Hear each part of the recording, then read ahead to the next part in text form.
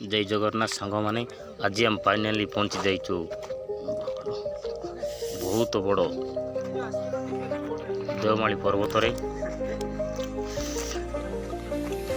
बहुत बड़ पर्वत अच्छी यहाँ आमर ओडिशार सबुठ उच्चतम पर्वत। आज आम गाड़ी आमर लोक सहित सब चढ़ुछु चढ़ु चढ़ु पूरा हालिया लग गला आमर सांगरे आसथिबा आमर माँ माने मिसी चढ़ी पारना किए किए तो मझे बसचंती मु भी ऊपरे जाऊ जाऊ बसली देखा केत समय लगुच चढ़ा चढ़ी कि नहीं बेसी दूर रही जाइए वर्तमान आमर चढ़ार आरंभ होती